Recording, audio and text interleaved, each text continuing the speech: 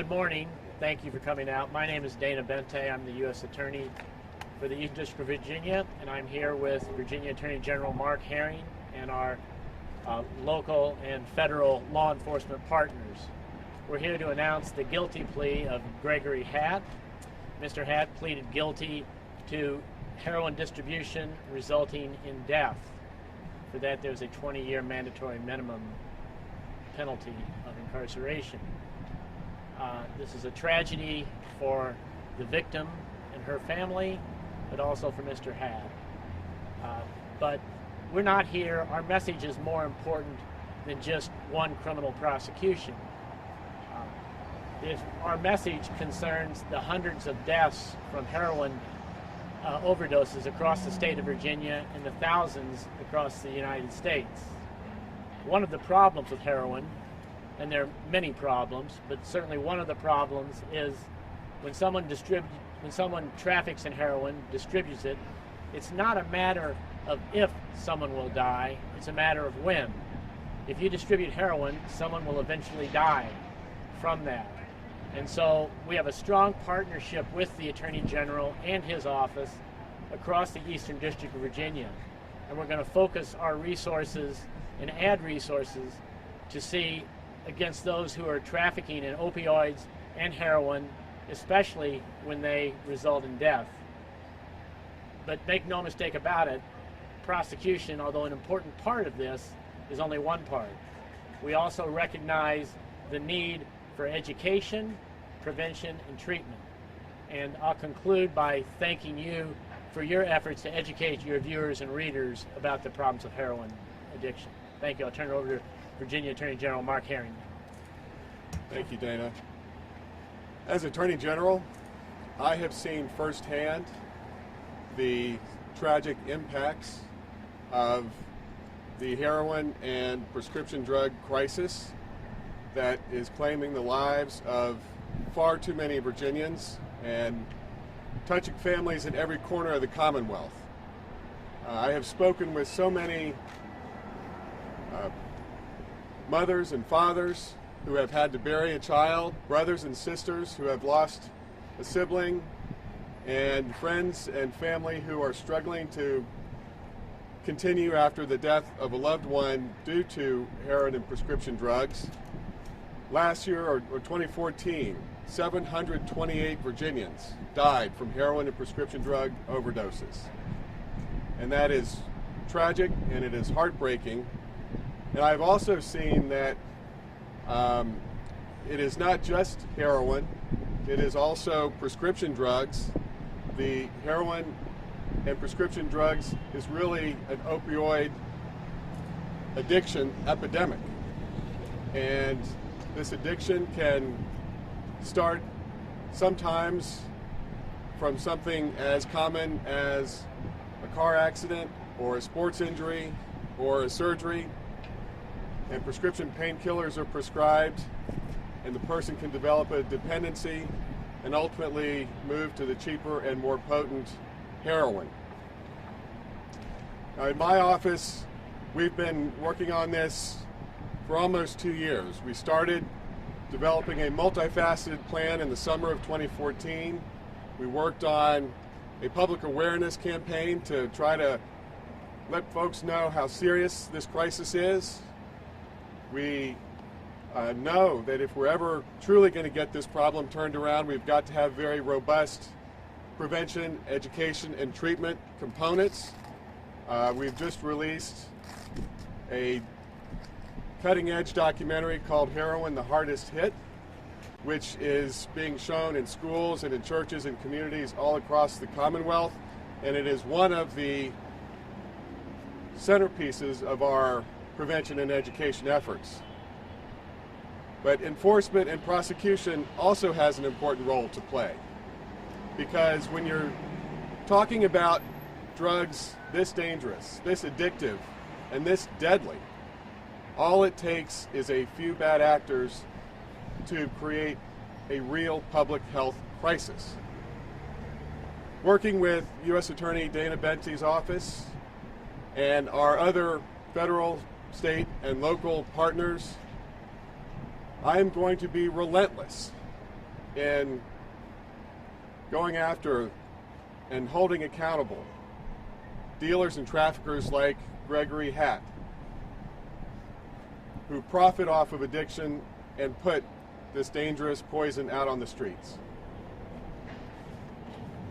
In Hampton Roads in particular, I've assigned one of my prosecutors, John Butler, to work with U.S. Attorney Dana Benty and his office to focus on high priority heroin cases, and the partnership so far has really been productive in just the first year.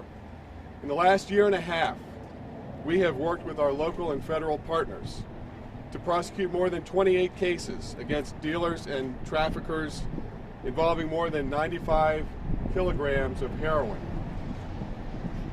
That's over 238,000 daily doses. The majority of those cases were here in Hampton Roads, and with the Attorney General's office and the U.S. Attorney's office working hand in hand.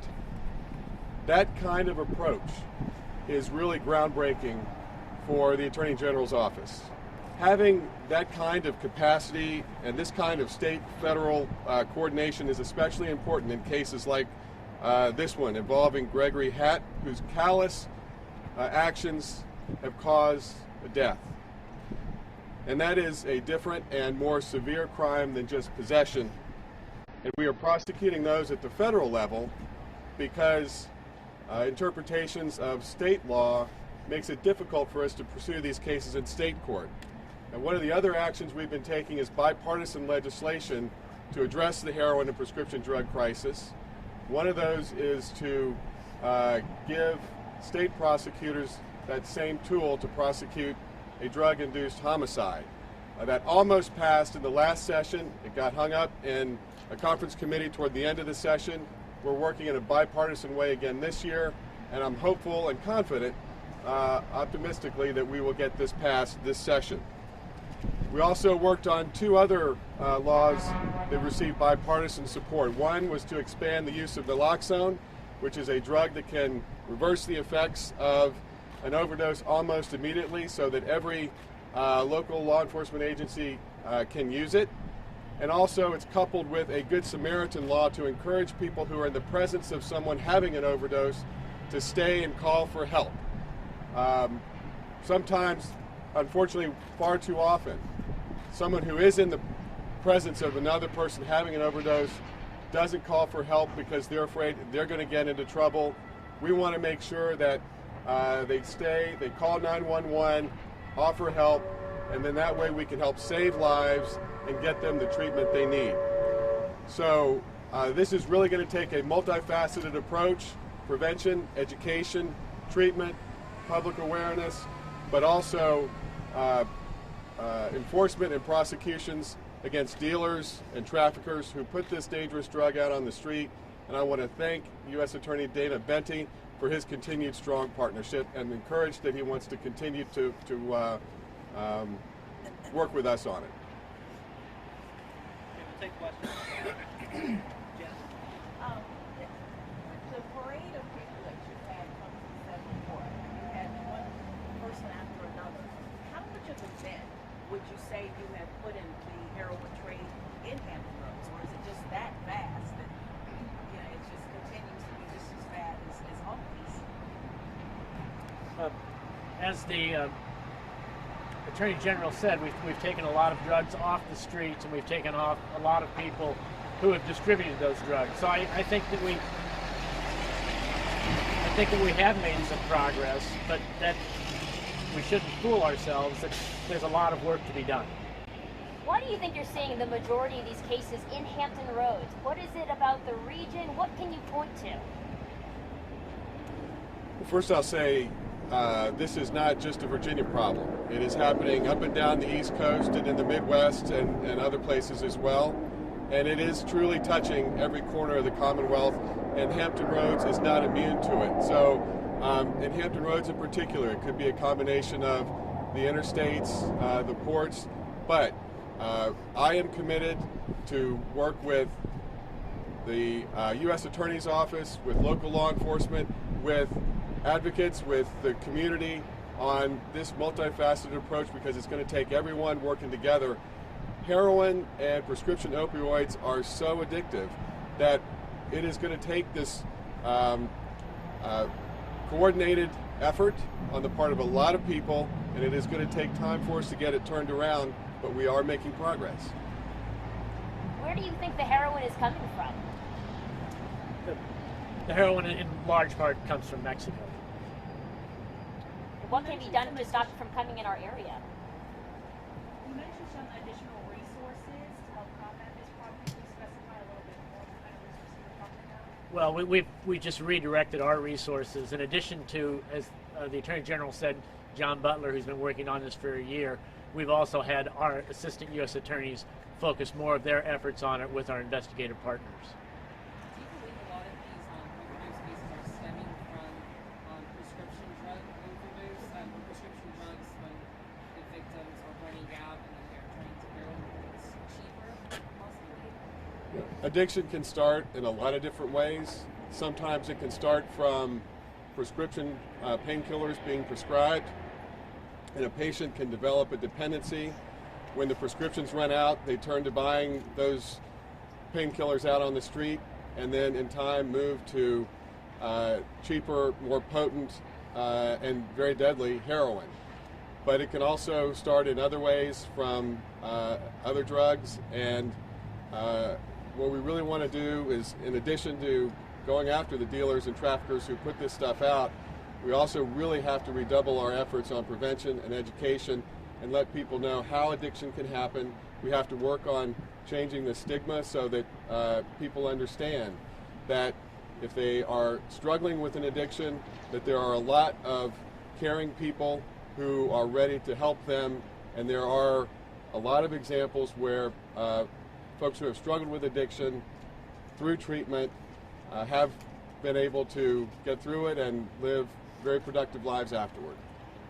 You saw like had conversations with mothers and fathers of people who died because of this. How have those conversations impacted what you're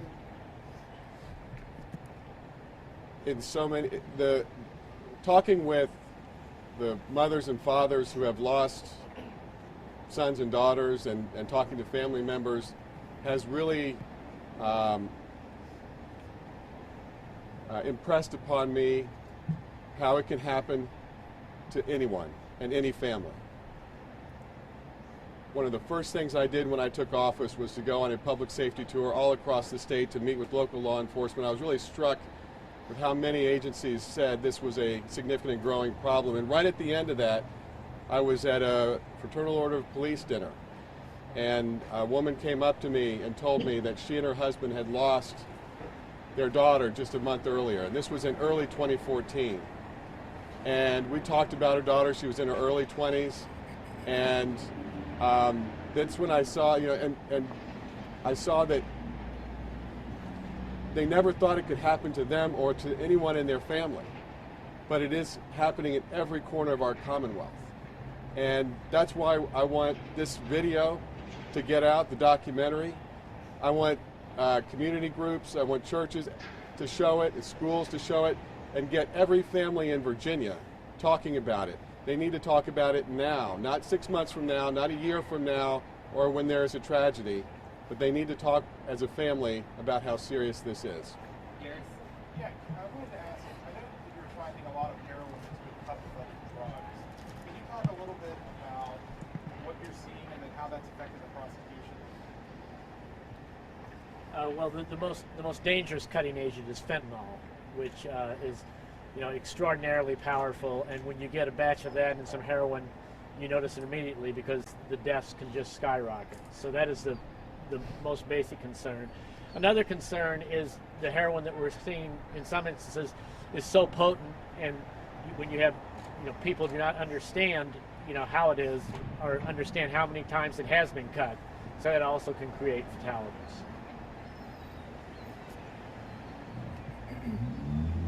How does heroin compare to cocaine, to crack cocaine, to the other narcotic drugs that are out there? Extraordinarily more deadly.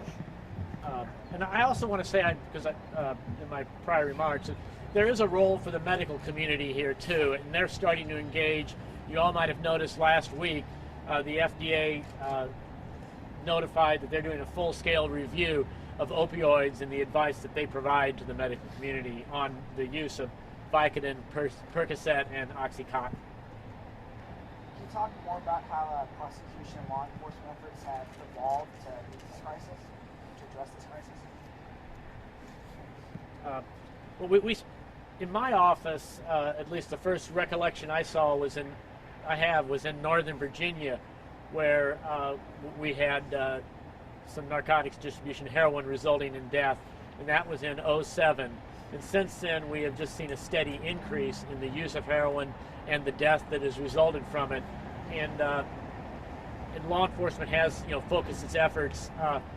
Primarily, we're focusing on traffickers, those who sell the drugs, and particularly, as I mentioned, those who sell drugs that result in death. Just if I could add to that, I've also seen law enforcement working especially hard to cooperate with other agencies and other jurisdictions, because drug trafficking really doesn't know jurisdictional boundaries. But something else I've seen, the law enforcement, while there is this important enforcement and prosecution role to go after the dealers and traffickers, they also understand the need for a community-based approach to work with community organizations who help with prevention and treatment. What role does the Navy play in all of this? Well, when you say when we recently prosecuted some cases involving the Navy, and I think that the NCIS has a robust enforcement role in trying to identify and investigating those cases. It obviously, in the case of the Navy, becomes extraordinarily dangerous when you have people on ships that they're using heroin, and so they're quite concerned about this, and they're addressing the problem as best they can. You said this is going to be a multifaceted approach in regards to this initiative. Can you go into detail about maybe two of the major keys that it's going to take to help combat this epidemic? Well, one of the keys is the partnership that you've seen today with my office and U.S. Attorney Dana Bente's office to step up prosecutions and enforcement against dealers and traffickers, and in particular when there is a death as a result. Another one is the education component, because education and prevention is going to be really, really important if we're really going to turn this crisis around. And the documentary, The Heroin, the Hardest Hit, is a centerpiece of that education and prevention effort. We really want to get that shown all around the community. That's it. Thanks everyone for being here. We're going to do, we'll have the U.S. Attorney and the Attorney General and the rest of our agency representatives available, possibly available for one-on-one